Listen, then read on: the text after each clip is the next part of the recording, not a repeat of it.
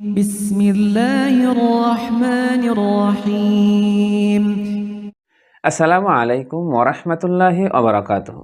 প্রিয় দিনী ভাই ও বোনেরা, আশা করি আল্লাহ সুবহানাহু ওয়া তাআলার রহমতে আপনারা সকলেই ভালো আছেন। প্রথমে একটি গুরুত্বপূর্ণ হাদিস নিয়ে আজকে আলোচনা করব। তারপর আমরা আলোচনা করব বিজ্ঞান এ সম্পর্কে কি বলেছেন, যে পৃথিবী ধ্বংসের কতটা কাছাকাছি এ সম্পর্কে বিজ্ঞান যে সমস্ত তথ্যগুলো দিয়েছেন সে তথ্য নিয়ে আজকে আলোচনা করব। তো প্রথমে আজকে হাদিসটি আমরা জেনে নিই। হাদিসটি হচ্ছে আসনানুল ওয়ারিদাত ফিল ফিতান গ্রন্থের 498 নং হাদিস। হযরত আম্মার বিন ইয়াসির রাদিয়াল্লাহু তাআলা আনহু থেকে বর্ণিত, তিনি বলেন, চিন্তা করে দেখো কেমন হবে যখন তোমাদের উপর তুর্কিরা দ্রুত বেগে ধেয়ে আসবে, তোমাদের উপর আক্রমণের জন্য সৈন্যবাহিনী প্রস্তুত করবে, তোমাদের খলিফা মৃত্যুবরণ করবে যিনি ধন সম্পদ জমা করতেন। এরপর একজন দুর্বল ব্যক্তিকে খলিফা বানানো হবে। 2 বছর পর তাকে অপসারণ করা হবে। রোম, ইউরোপ ও তুর্কিরা মৈত্রী চুক্তি করবে, মানে সন্ধি চুক্তি করবে। পৃথিবী জুড়ে ব্যাপক যুদ্ধ ছড়িয়ে পড়বে। দামেস্কের প্রাচীরে দাঁড়িয়ে একজন ঘোষক ঘোষণা করবে, আরব ধ্বংস হবে এমন এক ফিতনায় যা খুবই নিকটবর্তী। দামেস্কের মসজিদের পশ্চিম পাশে ধসে পড়বে, এমনকি তার দেয়াল ভেঙে পড়বে। শামে 3 জন ব্যক্তির আবির্ভাব হবে যারা প্রত্যেকে রাজত্বের দাবি করবে। তাদের একজন হবে কুষ্ঠরোগী, আরেকজন হবে লালচে চুলের অধিকারী, আর তৃতীয় জন হবে আবু সুফিয়ানের বংশধর। সে একটি কুকুর নিয়ে বাহির হবে এবং মানুষ তাকে দামেস্কে অবরোধ করে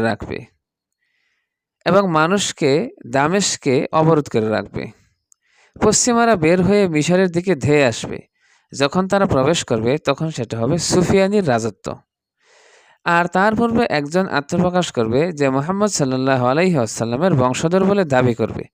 তুর্কিরা আরব উপদ্বীপ ছেড়ে যাবে। রোমকরা ফিলিস্তিনে অবতরণ করবে। পশ্চিমের শাসনকর্তা এগিয়ে আসবে। অতঃপর পুরুষদেরকে হত্যা করা হবে এবং মহিলাদেরকে বন্দী করবে। এরপর সে ফিরে যাবে। শেষ পর্যন্ত আরব উপদ্বীপ সুফিয়ানের আয়ত্তে চলে যাবে। যে হাদিসটি আলোচনা করলাম, এই হাদিসটির প্রতিটি অংশ বাস্তবায়ন হওয়ার পথে। পৃথিবীতে বর্তমানে যে সিমটম শুরু হয়েছে, আমরা আলামত দেখতে পাচ্ছি, সেই আলামত অনুযায়ী কিছু সিমটম কিন্তু এখন থেকেই শুরু হয়ে যাচ্ছে। আর বর্তমান আধুনিক সভ্যতা এমন একটি পর্যায়ে এসে পড়েছে যেটা এখন ধ্বংসের কিনারায়।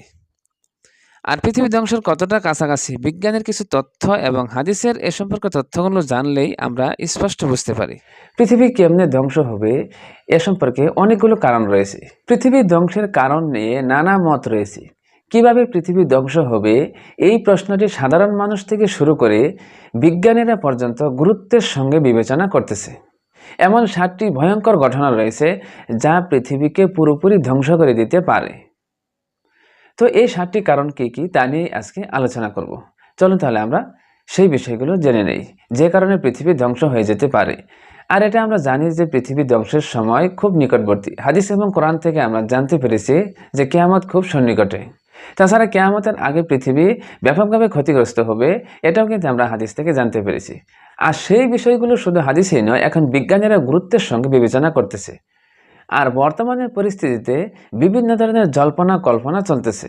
আর কেউ কেউ পারমাণবিক যুদ্ধকে কারণ মনে করতেছে, আবার কেউ কেউ কোভিড-19 মতো নতুন কোনো ভাইরাস আক্রমণ করবে এটাকে কারণ হিসেবে উল্লেখ করতেছে। তবে এই দুটি কারণ ছাড়াও আরও কিছু কারণ বিজ্ঞানীরা উল্লেখ করেছেন। তবে সর্বমোট এই কারণ হচ্ছে 7টি। প্রথমত হচ্ছে, একদিন সূর্য প্রসারিত হবে এবং পৃথিবীকে গ্রাস করে নেবে। কিন্তু তার আগে সৌরশিখা এবং বিকিরণ আমাদের এই গ্রহ এবং প্রযুক্তিকে ধ্বংস করে দিতে পারে। যখন পৃথিবীর চুম্বক মেরু সুইচ হয় তখন আমাদের ঢাল দুর্বল হয়ে যায়, যা আমাদের মারাত্মক বিকিরণকে উন্মুক্ত করে দেয় এবং যোগাযোগ ও নেভিগেশনে বিশৃঙ্খলা সৃষ্টি করে। আর এই সমস্ত কারণগুলোর জন্য পৃথিবী ধ্বংস হয়ে যেতে পারে। আর দ্বিতীয়ত হচ্ছে, বিজ্ঞানীদের মতে বিশাল আকারের একটি গ্রহাণু পৃথিবীতে দাবানল সৃষ্টি করবে, যার ফলে আকাশ অন্ধকারাচ্ছন্ন হয়ে যাবে এবং পৃথিবী বিলুপ্ত হয়ে যেতে পারে। তৃতীয়ত হচ্ছে, জলবায়ু পরিবর্তনের কারণে সমুদ্রগুলির উত্থান হবে আর পৃথিবীকে প্লাবিত করে ফেলবে। লক্ষ লক্ষ মানুষকে ঘরছাড়া করবে আর উপকূল অঞ্চলগুলোকে ডুবিয়ে দিবে, যা পৃথিবীর জীবনকে বিপর্যয়মূলক করে ফেলবে, যাতে পৃথিবী ধ্বংস হয়ে যেতে পারে। চতুর্থ হচ্ছে, একটি সুপার আগ্নেয়গিরি বিস্ফোরিত হতে পারে, যার ফলে আকাশ ধোঁয়াচ্ছন্ন হয়ে যাবে আর সূর্যালোককে আটকে দিতে পারে, যাতে পৃথিবী অন্ধকার হয়ে যাবে এবং বিশ্বকে একটি আগ্নেয়গিরির শীতে নিমজ্জিত করতে পারে, যার ফলে পৃথিবী মারাত্মক ক্ষতিগ্রস্ত হবে এবং ধ্বংস হয়ে যাবে। অনিয়ন্ত্রিত গ্লোবাল ওয়ার্মিং, যার ফলে পৃথিবীকে উষ্ণ করে ফেলবে এবং মানুষ বসবাসের অযোগ্য করে ফেলবে, যার ফলে মানবতা আর এর মাধ্যমে মানবতাকে বিলুপ্তের মধ্যে ঠেলে দিতে পারে এবং মানবতাকে বিলুপ্তের মুখে ঠেলে দিতে পারে। ষষ্ঠ হচ্ছে একটি পারমাণবিক যুদ্ধ, যা পৃথিবীকে অন্ধকারে নিক্ষেপ করবে, যা ভূমি ও বায়ুকে বিষাক্ত করে ফেলবে, যার ফলে পৃথিবীতে মানুষ বসবাস করা অযোগ্য হয়ে যাবে এবং পৃথিবী ধ্বংস হয়ে যাবে। সপ্তম হচ্ছে কোভিড-19 মতো নতুন কোনো ভাইরাস আক্রমণ করবে, যার ফলে পৃথিবী মারাত্মক ক্ষতিগ্রস্ত হবে এবং বসবাসের অযোগ্য হয়ে পড়বে। তো বিজ্ঞানীদের ধারণা হচ্ছে এই 7টি কারণের মধ্যে কোনো একটি অথবা কয়েকটি কারণ পৃথিবীকে ধ্বংসের মুখে ঠেলে দিতে পারে।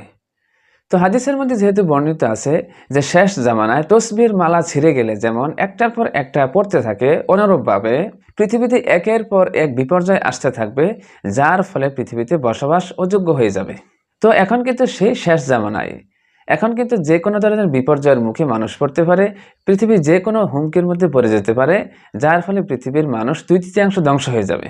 তো সময় যেহেতু একেবারে ঘনিয়ে আসতেছে, এই সময় কিন্তু আমাদের প্রত্যেকের উচিত আল্লাহ সুবহানাহু ওয়া তাআলার কাছে বেশি বেশি ক্ষমা প্রার্থনা করা এবং তাসবিহ তাহলিল পড়া। তো প্রিয় দিনী ভাই ও বোনেরা, আজকের মতো এখানেই শেষ করছি। অনুগ্রহ করে ভিডিওটিতে একটি লাইক দিবেন আর বন্ধুদের মধ্যে শেয়ার করে ছড়িয়ে দিবেন। আসসালামু আলাইকুম ওয়া রাহমাতুল্লাহি ওয়া বারাকাতুহু।